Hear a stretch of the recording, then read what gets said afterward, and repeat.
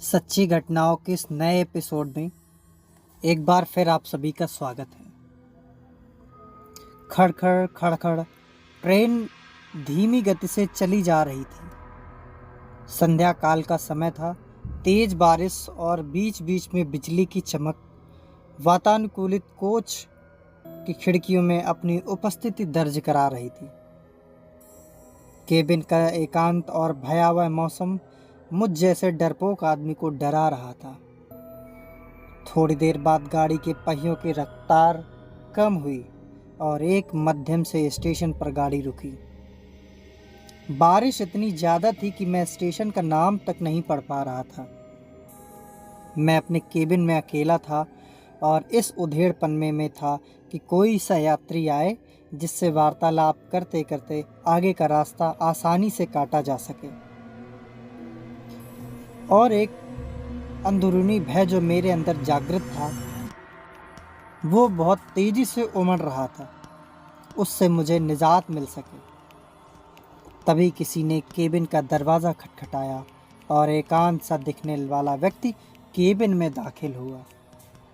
अपना सामान आदि व्यवस्थित करने के बाद वो मेरी तरफ देखकर मुस्कुराया और मेरी तरफ हाथ आगे बढ़ाकर उसने अपना परिचय दिया। मैं मिस्टर घोष। वो बोला, मैं कोलकाता जा रहा हूँ पुनर्जन्म से संबंधित एक कार्यशाला में भाग लेने के लिए।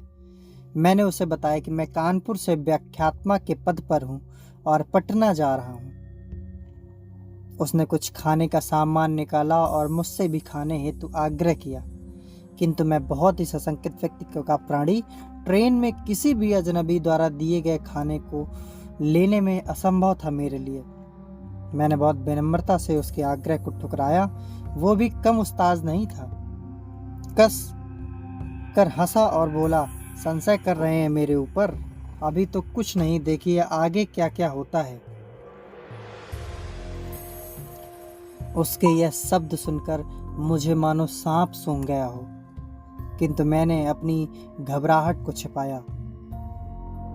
कोई स्टेशन आने पर उतरता और ट्रेन चलने के बाद किसी दूसरे कंपार्टमेंट में चढ़कर फिर आ जाता। पूछने पर बोलता कि बीच बीच में रेलवे की नौकरी भी कर लेता हूँ।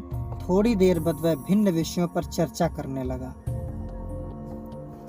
उसने पुनर्जन्म से संबंधित बातें प्रारंभ की और पुनर्जन्म को अंधविश्वास बताया। थोड़ी देर बाद उसने मुझसे पूछा कि क्या आप भूत प्रेत पर विश्वास करते हैं? मैंने कहा, बिल्कुल। वो जोर से हंसा और बोला, यह सब बकवास है। मुझे भूतों पर विश्वास था, किंतु वो भूतों के अस्तित्व को नकारता रहा। रात अपने यौवन पर पहुंच चुकी थी। चर्चा उपरांत वातानुकूलित प्रथम श्रेणी के कक्ष में सोने का प्रयास कर रहा था।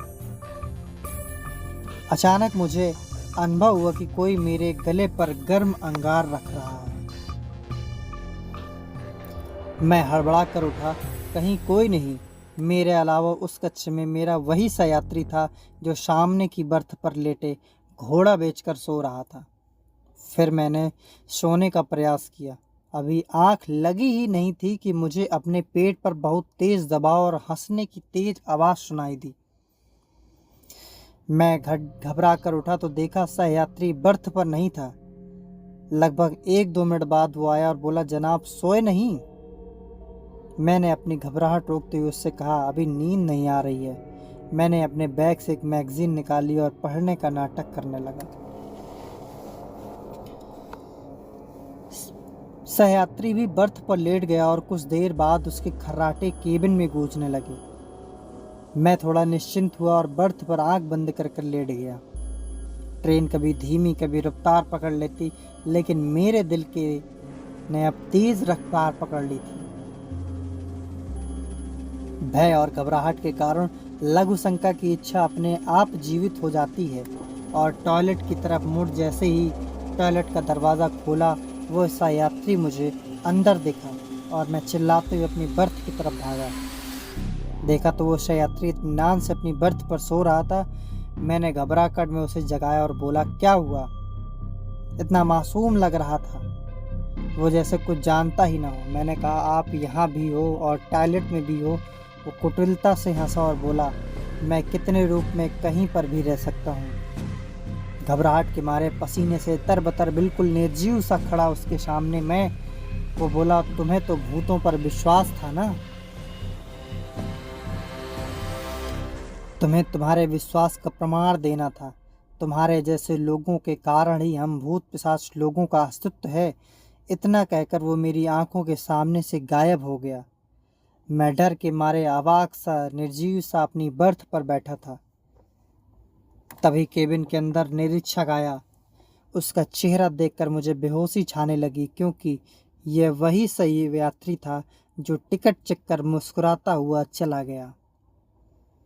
दोस्तों, मेरी ये कहानी आपको अच्छी लगी हो तो वीडियो को लाइक करेंगे, चैनल को सब्सक्राइब करेंगे और ज़्यादा से ज़्यादा लोगों में शेयर करेंगे।